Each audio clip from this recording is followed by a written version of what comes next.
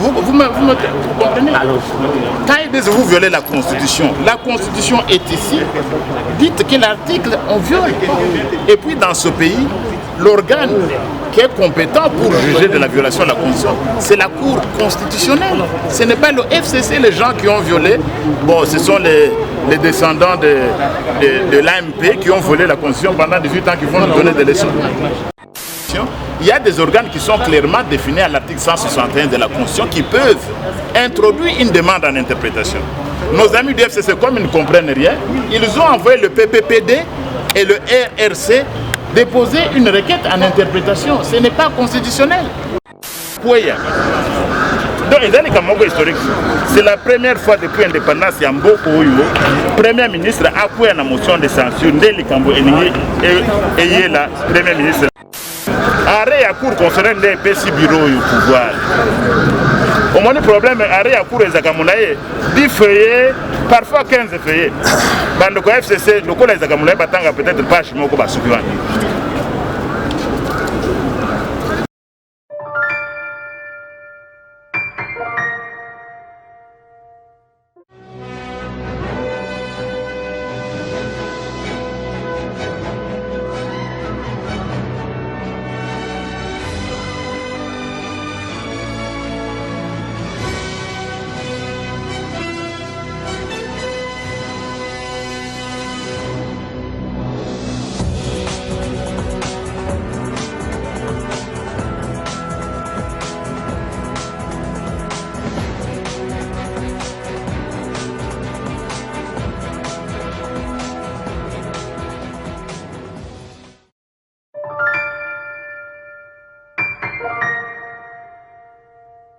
Bonjour messieurs, les dames, bonjour à vous tous qui nous suivez à travers www.ma-référence TV. Ma référence TV depuis Londres. Grand merci à toi, grand merci Naba Nyonso Bazalra branché connecté dans ma référence télévision. Grand merci na sponsor numéro 1 il y a émission Nabino qui demande le peuple est vraiment. On est ensemble avec vous, restez branchés ici. Tozana Kati a parlé du peuple.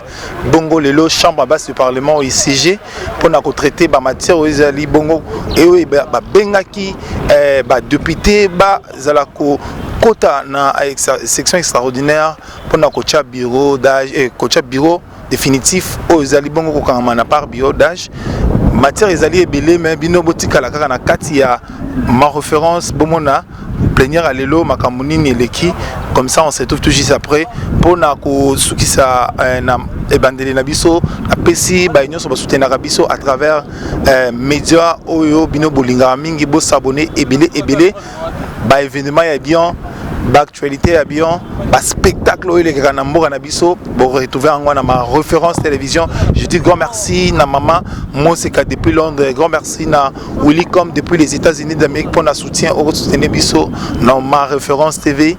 Restez branchés, on se retrouve après quelques minutes. Merci.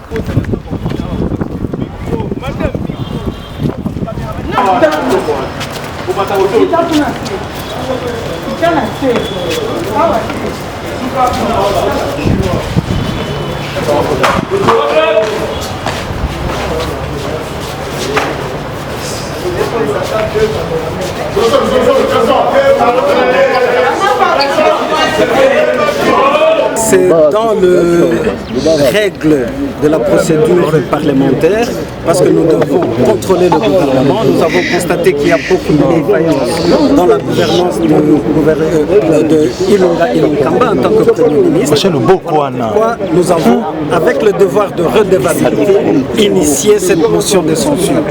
Nous avions un peu obtempéré parce qu'il y avait invitation faite à son Excellence Monsieur le Premier ministre Ilunga Ilunkamba de pouvoir démissionner, mais il n'a pas démissionné. Voilà pourquoi nous disons d'aller avec cette logique jusqu'au bout. Donc aujourd'hui, nous confirmons que 301 signatures des honorables députés ont été réunies. Nous rappelons que la recevabilité est déjà de un quart des effectifs des députés nationaux, donc 125 signatures devraient déjà être couvertes et ça se prouve à suffisance qu'avec 301 signatures, la majorité de l'Assemblée nationale est pour cette motion. Quels sont les greffes retenus contre Nous ne voulons pas anticiper la chose pour le moment. Nous venons de déposer tout en bonne règle le bureau de l'Assemblée nationale va saisir le Premier ministre et dans les 48 heures, il sera invité et c'est là que nous allons solennellement présenter la quintessence de cette motion de censure. Honorable Chilebert Okende, vous avez déposé motion de censure à l'Assemblée nationale. Donc, vous avez confirmé un groupe de Koyeba. Nini vous avez reproché la gouvernement et l'Onkamba. Mais combien de signatures Nous poussé pour confirmer que tout a déposé motion de censure. Motion de censure et l'andakande sanction Oyo, représentant et peuple, balingi ko infligé le gouvernement compte tenu ya auto benga quand le poteau de voir ya redevabilité. Baimboka basi baebi que ndenge ya kokonza mboka na biso et ali malamu te yango wana biso lokola ba représentant ya peuple tolobaki toyoka mingongo ya population na biso kolela ya population na biso to koka ko adresser na premier ministre Ilunga Ilunkamba motion de censure aya ko s'expliquer ceux qui tozali convaincus te to komati na vote ya motion de censure pour na déchéance ya gouvernement na ye. Mais que la signature ici est Kangami et ali 301 signatures. Donc et l'équipe même nombre il y a recevabilité, il y a motion de censure dans l'Assemblée nationale. Donc c'est là dans les 48 heures bureau et Assemblée nationale et qu'on transmettre yango na premier ministre Bongo Nasima Akoya na Assemblée nationale pour se défendre Toyo Kaye de Tokosuki sa na vote et motion de censure. FCC malgré que j'ai mon collègue dans la document et motion de censure, vous allez élire pour le vote officiellement, vous allez na union sacrée. Ce n'est pas ça la question à poser maintenant. Ce n'est pas à l'ordre du jour. Poser la motion. Toyende ko déposer motion et censure madame. Merci, merci. Le bureau d'âge des il y a pour examiner le dossier de la motion de censure. Donc, kanisi que motuna no ko adresser bisote. Bisoto sali devoir na biso ya ko déposer motion de censure, procédure nyonso. Et si ekangami na règlement intérieur na biso. Très bien. Merci. C'est que le bureau d'âge a reçu mandat. Le problème que nous avons avec les arrêts de la Cour, c'est qu'ils sont assez longs. Ça peut faire 8 ou 10 feuillets, mais nos amis du FCC n'ont pas toujours le temps de lire un arrêt de 8 feuillets. C'est beaucoup pour eux. Et vous accusent de violer la Constitution à tout moment des règlements intérieurs. Je viens de vous dire qu'ils tiennent, eux ils vous accusent, eux c'est qui? Le problème du FCC, je vous l'ai souvent dit, c'est qu'ils ont des problèmes pour comprendre les textes juridiques. Vous comprenez? Quand ils disent vous violez la Constitution est ici. Dites quel article on viole. Et puis dans ce pays, l'organe qui est compétent pour juger de la violation de la Constitution, c'est la Cour constitutionnelle. Ce n'est pas le FCC, les gens qui ont violé.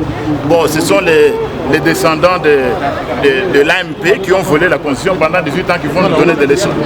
Donc il n'y a aucune violation, qu'ils vous disent quel article a été violé. On ne se limite pas à dire que c'est elle. Voilà le problème. Donc le bureau d'âge agit en fonction d'un arrêt de la Cour constitutionnelle. Il faut aussi ajouter ceci. Vous savez, nos amis du FCC avaient saisi la même Cour constitutionnelle pour dénier la compétence du bureau d'âge. Mais là encore, c'est l'ignorance du droit. En matière d'interprétation, il y a des organes qui sont clairement définis à l'article 161 de la Constitution qui peuvent introduire une demande en interprétation. Nos amis du FCC, comme ils ne comprennent rien, ils ont envoyé le PPPD et le RRC déposer une requête en interprétation. Ce n'est pas constitutionnel. Donc leur problème, je crois, c'est que tout plus le FCC, c'est l'ignorance de la Constitution des textes. Ils ont suspendu leur participation à réunion jusqu'à ce qu'ils rendent gain de cause. Bon, ils ont continuer sur cette même lancée. Mais les élus du peuple qui représentent la nation vont continuer. Ils vont continuer parce qu'ils sont sur la voie de la légalité et de la constitutionnalité. Ils vont continuer. Et il y a un arrêt qui a été rendu. Et puis vous savez quoi? Un arrêt de la Cour, les arrêts sont obligatoires et exécutoires. Je crois qu'il n'y a aucune raison. Le bureau d'âge est dans ses pouvoirs. La motion vient d'être introduite contre le gouvernement du Premier ministre. Bon, pour ma part, moi je peux vous dire que c'est l'un des gouvernements les plus défaillants et les plus incompétents que la République a connu. Pourquoi est-ce que je dis que c'est l'un des gouvernements les plus compétents et le plus défaillant que la République a connu depuis l'accession du pays à l'indépendance, le 30 juin 1960? Parce que vous le savez, aucun gouvernement n'est tombé par une motion de censure. Réalisez un peu l'histoire du pays depuis le 30 juin 1960. Aucun gouvernement n'est tombé par une motion de censure. Celui-ci risque de l'être. Bon, j'espère que la nuit porte conseil. Vous pouvez vous attendre à la démission de le professeur Sylvestre Ilunga Ilunkamba ce soir ou demain, ou dimanche au plus tard, la nuit porte conseil, parce que nous n'avons pas l'intention de le voir tomber comme une feuille morte pour incompétence caractérisée et notoire. Sur la loi sur la libre-échange, on dit que... On est en train de voter. Vous votez, hein. On est en train de voter. Qui pourra permettre au chef de l'État de ratifier cet accord de libre-échange. C'est vrai, il y a eu beaucoup d'inquiétudes, beaucoup de craintes au regard de l'économie congolaise qui est très faible. Beaucoup se sont demandé qu'est-ce que le Congo a à produire dans le marché international. Nous nous sommes dit qu'il est quand même important. Ces mêmes inquiétudes remontent d'il y a 50, 60 ans. On ne peut pas continuer à rester aussi sceptique. Il nous revient à nous de nous prendre en charge. Nous avons voté, c'est vrai, cette loi, mais nous avons émis beaucoup de préalables, nous avons formulé beaucoup de préalables générés, notamment des mesures incitatives. Il faudrait que le gouvernement soit à même de soutenir, de subventionner l'activité économique congolaise locale dans le domaine de l'agriculture, dans le domaine de l'industrie. Il faudrait que le gouvernement puisse encadrer avant d'accéder à cela. Il faut aussi noter que cette zone de libre-échange ne va pas commencer demain. Il y a pratiquement 10 ans. Donc c'est dans 10 ans que cela sera effectif. 10 années, c'est quand même assez intéressant pour nous permettre de nous apprêter. Nous avons également insisté sur l'interconnectivité des provinces, qui est d'abord une intégration dans le pays entre les provinces avant d'aller au-delà. Donc voilà un peu grosso modo ce qui a été l'objet. Mais il faut aussi noter que dans quelques jours, le chef de l'État, Félix Antoine Tshisekedi, sera le président de l'Union africaine. C'est l'honneur pour le Congo, c'est une occasion pour lui aussi de gérer l'Afrique. Donc c'est le Congo qui est en avant-plan sur le plan diplomatique. Et c'est une occasion qu'on ne peut pas louper parce que les priorités de l'Union africaine, c'est notamment aussi la paix, c'est la sécurité, c'est le développement à côté de l'intégration. L'apport de cette technologie-là par rapport à votre province? Moi, chez moi, à Tchikapa, c'est la même réalité avec plusieurs provinces qui partagent les frontières avec les pays limitrophes. Vous allez ici au Congo central, à la frontière de Loufou. Vous venez à Tchikapa, à la frontière de Kamako. Vous allez à Kananga, un peu partout, dans le Grand Katanga, à l'est. Nous partageons des frontières avec les autres pays. Quand vous remarquez bien, il y a des ciments qui coûtent $5 dans certains pays en Afrique. Ici, chez nous, c'est $15, $20. Nous payons, c'est vrai, la douane. Mais en réalité, c'est le consommateur, c'est le peuple qui, au lieu de payer un ciment qui coûterait $6 parce qu'il n'y a pas de douane, il le paye à $20. C'est vrai, le gouvernement veut avoir des ressources pour le budget. Mais c'est lui qui souffre, c'est le pauvre, c'est le pauvre congolais. Au lieu d'acheter un ciment à $6, il l'achète à $10, $20 parce qu'il y a la douane. La douane, en réalité, c'est nous, Congolais, c'est nous, consommateurs, qui la payons. Donc, autant de réflexions, ce n'est pas... Je suis membre de la commission, mais la commission a aussi requis l'expertise de plusieurs experts, notamment la FEC aussi. On a consulté les ministres, tout ça. Donc c'est une décision qui est assez responsable. Nous avons pratiquement 10 ans pour mettre les bases, pour permettre aux Congolais, dès que la zone est effective, d'être aussi compétitif. Et quels sont les écueils qui constituent justement une barrière à cette zone de libre-échange? D'abord, c'est un problème de compétitivité. Vous savez, ici chez nous, difficilement avec la technologie qui n'est pas très appropriée, nous produisons moins dans plusieurs domaines. Ce qui n'est pas le cas dans d'autres pays limitrophes qui arrivent à produire quand même les produits de qualité, les produits finis. C'est pourquoi nous avons insisté sur les mesures incitatives. Il faudrait que le gouvernement soit en mesure d'encadrer ceux qui produisent, ceux qui doivent commercer dans le domaine agricole, dans le domaine de la petite industrie. Il faut des subventions, il faut les encadrer pour qu'une fois les barrières levées, qu'on soit compétitif comme tous les autres. C'est ça en fait, c'est sur ça.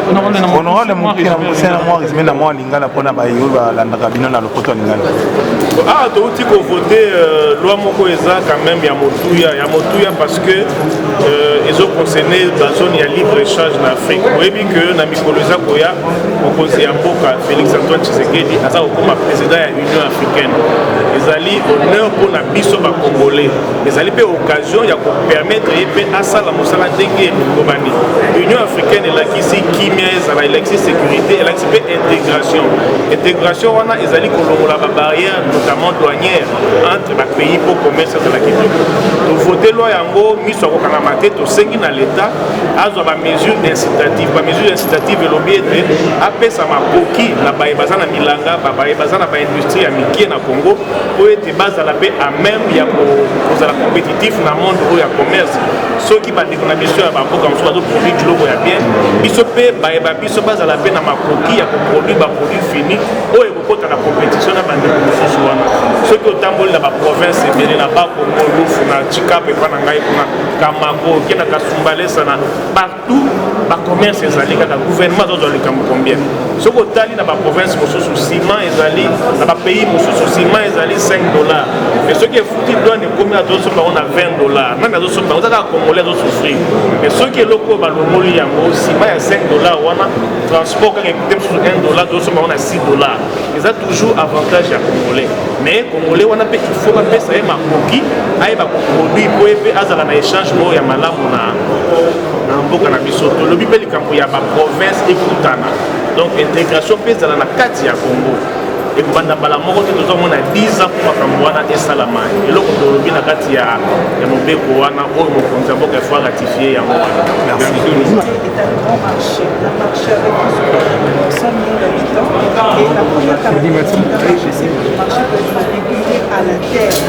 et là, j'ai l'impression que ce sont 100 millions de consommateurs que nous jetons comme ça devant ces pays africains qui ont passé du temps à construire à l'intérieur de leur pays, à construire des cercles agricoles, alors que nous avons besoin de 90 000 km de cercles agricoles. Alors, au moment où les denrées alimentaires pourrissent dans l'arrière-pays, au moment où plusieurs jeunes qui ont des ambitions, qui ont des projets, des financés, il n'y a aucune politique d'accompagnement à l'interne, même quand on parle de la classe moyenne qui doit être conçue jusque-là, il n'y a pas encore de signaux.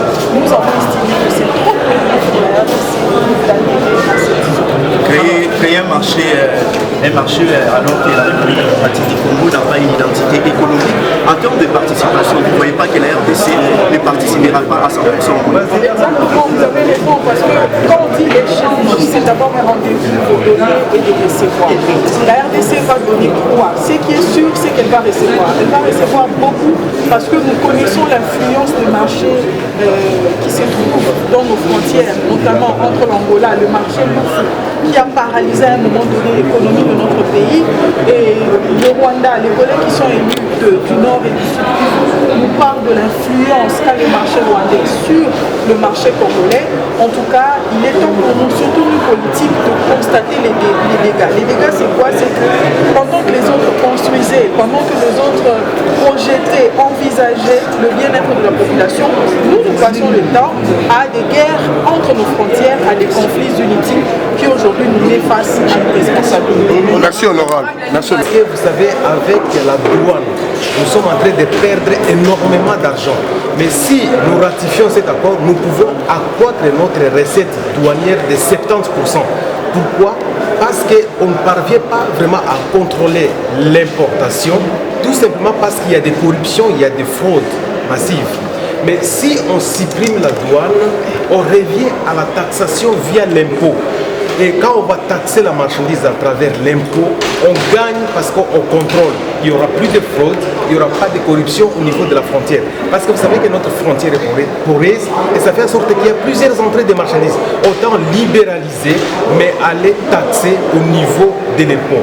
D'ailleurs, à l'Est, nous sommes en train de faire le commerce transfrontalier et les pays de part et d'autre, la population sont en train de faire des échanges.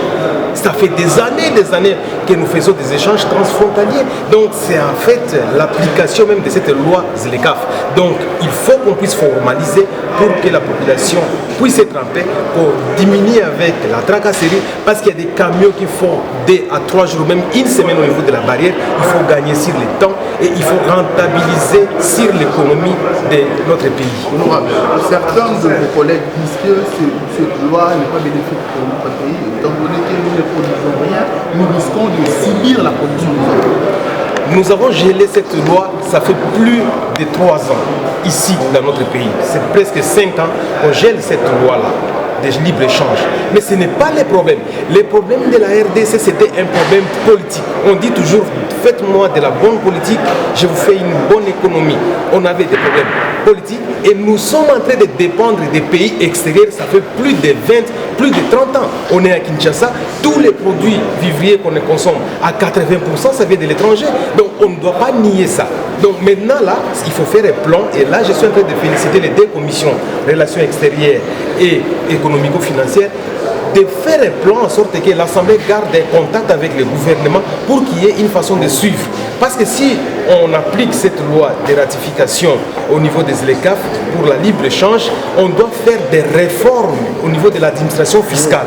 Et c'est ce qui permettra à ce que les pays, au lieu de perdre de l'argent, puissent plutôt gagner en excès. Les gens ont peur qu'on va avoir peut-être un budget qui va descendre de 6 milliards à 4 milliards. Non. En taxant les biens et marchandises au niveau de notre pays, déjà à l'importation, nous aurons gagné plus que la taxation au niveau de la barrière douanière. Donc c'est un faux débat en disant qu'on va produire, mais c'est vrai qu'il faut avoir un plan pour stimuler les pays à pouvoir produire, à encourager les PME, les petites et moyennes entreprises à produire, mais aussi avoir des banques à crédit agricole pour pouvoir appuyer les agriculteurs. Parce que quand vous appuyez les agriculteurs, quand vous appuyez les PME, on peut donner de l'emploi à 10,3% par rapport à ce qui est maintenant. Et même pour les gens qui sont déjà bien positionnés, ils peuvent aller à une croissance de 9,3%. Donc ce n'est pas une perte, c'est quelque chose, c'est un gain pour notre pays. Merci. Logiquement, on sait que l'étape qui suit, c'est soit la démission volontaire du Premier ministre, s'il veut être à tout le moins élégant, hein, parce que le droit constitutionnel et le droit parlementaire sont des droits des personnes civilisées. Et donc lorsqu'on vous met en cause au-delà du nombre requis, la logique primaire, c'est de passer les armes à gauche en démissionnant. Mais s'il ne le fait pas dans les jours qui viennent, ça sera de la totale humiliation. Et ça sera un spectacle si désolant pour un monsieur si sérieux, professeur d'université qu'il est, et que son honneur soit mis en pâture par les élus. Parce que dedans, je vous informe qu'il y a plusieurs griefs gravissimes, dont notamment l'incompétence. Et au-delà de l'incompétence, il y a des questions sécuritaires, il y a des promesses non tenues, qu'on vous mette à la sellette devant la représentation nationale pour vous compter un à un vos griefs, une à une vos fautes. En tout cas, il faut avoir des nerfs d'acier pour résister.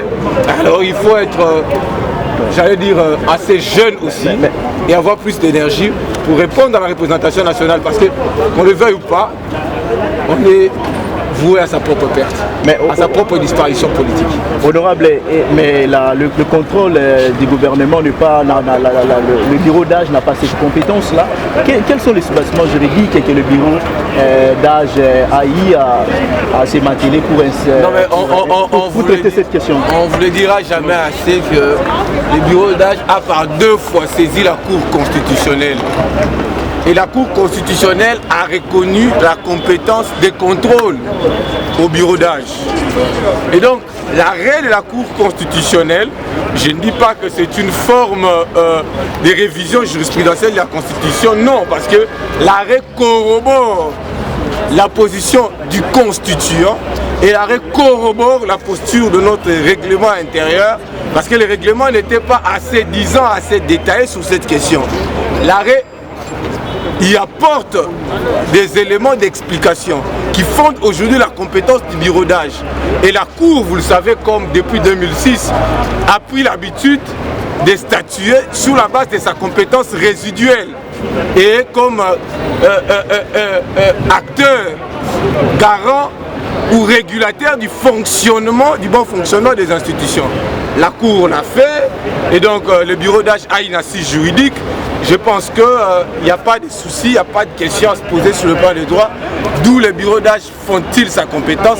C'est dans l'arrêt de la Cour constitutionnelle, c'est dans la Constitution et c'est dans le règlement intérieur de l'Assemblée nationale. C'est lui qui veut contester, il n'a qu'à saisir le juge de la Cour constitutionnelle pour avoir un arrêt d'interprétation de l'arrêt qui a été rendu.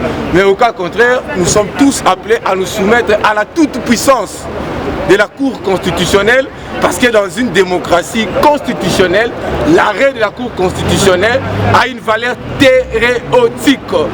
J'allais dire... Et on construit la nation avec la superstructure et l'infrastructure. La superstructure, ce sont des idées, n'est-ce pas, fondatrices, et même de l'économie. L'infrastructure, c'est le soubassement de la superstructure. Si hier, les uns n'ont pas construit la nation, ils ont construit l'État autorité morale, je crois qu'avec l'apport de l'Union sacrée, l'objectif, l'idéal serait avant tout qu'on construise la nation. Quand je parle de la construction de la nation, tout est là. Tout est là. C'est un tout, la nation. Je crois que c'est une bonne chose.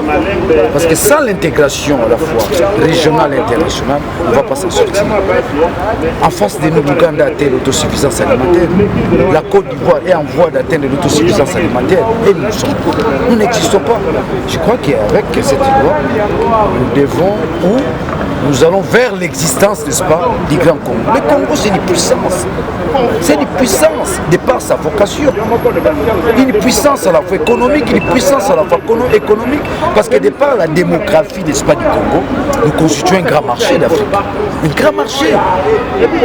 90 millions d'habitants, je crois que c'est le plus grand marché que l'Afrique a besoin. L'Ouganda nous lorgne, la Zambie nous lorgne, les Rwanda nous rognent. Tout ce qui nous lorgne là, parce que nous constituons un grand marché d'Afrique, je crois que nous-mêmes devons nous organiser. Et l'heure est arrivée où nous devons nous organiser. Donc, chapeau à Fachid avec l'Union sacrée. Merci. Bureau il faut traiter en gros moral. Bureau d'âge, bureau de... Le Cambodge, le problème de la FCC Zaboué. Arrêt à cour concernant les petits bureaux au pouvoir. Au moins, le problème est arrêt à cour des Akamoulaye, 10 feuillets, parfois 15 feuillets. Dans le FCC, le coup des Akamoulaye, peut-être pas chez moi. La charisme internationale. Donc, le Cambodge, Premier ministre, c'est la première fois depuis l'indépendance, Premier ministre Akouya. Donc, historique. C'est la première fois depuis l'indépendance, il y a beaucoup Premier ministre Akouya la motion de censure, dès le Cambodge et la Premier ministre Sylvestre. Dernière question pour Mbata, dernière question. Est-ce que vous procédez parce que le bureau d'âge, l'honorable Moussa dit que nous, par rapport à formulaire à remplir pour déterminer la majorité, mais procéder à pour la motion à défiance, pour la motion à défiance et à censure plutôt Bolim Sangai, puisque motion de défiance et les alliés ceux qui ont membre du gouvernement. Mais ce que les gouvernements, le Premier ministre, c'est une motion de censure. Il y a un gros lobby qui notifié. Tant qu'on va notifier, et qu'on a environ 48 heures. 48 heures on a des débats, après 48 heures débat est pour Salam. Ce qui a démissionné quand il à Koyao, débat est Salami, ce qui a voté à Kokende, il aura 24 heures pour démissionner. Donc, je peux vous assurer que le 30 janvier, vous avez déjà la première mission. Prof, le lobazo funda bino ke bozo instauré pure dictature na kati mboka na biso bino batu bondi pendant 37 ans on a makayo Italie démocratie. Dictature ya nyos boko sala po eza bongo ko violer mobeko likonzi. Pour le baka article nene ba violer. Bango ba lobi bozo violer règlement intérieur parce que pécité article nene. Alobi faki basi ni gouvernement oyo ezala ki installer la bureau définitif. Boni bureau provisoire et pour isayango. Dans le biboye, déjà dans le bibande qu'on peut perdre des problèmes dans bango munene, autant de constitution, basé na problème munene, pas le cap juriste est bien. Bango ne pas ce qu'on s'appelle. Conseil à n'engo n'endez ce qu'on s'appelle. Pas le cap juriste malam. Bureau est ça qu'on s'appelle sur base à arrêt à cour constitutionnel, arrêt. N'arrêt on a APC, Assemblée nationale pouvoir pour le contrôle parlementaire. Ce qui peut contrôler, mais beaucoup de s'assurer. C'est ce qui se passe. C'est en vertu d'arrêt ou en cours constitutionnel. Et puis, ça, vous avez dit arrêt est obligatoire. Donc, non, vous venez la constitution. Et puis, tout le baboui. Cour constitutionnel des alliés n'a pouvoir, c'est constitutionnel ou pas. Mais pour l'année, il y a cour constitutionnelle. Combien de porte-parole à FCC? Parce que quand on a le règlement intérieur, les a violé, le conseil les a violé. Mais nous avons porte-parole dans Bango. Parce qu'il y a la cour constitutionnelle. Cour constitutionnelle, on a violé la constitution ou pas. Merci beaucoup.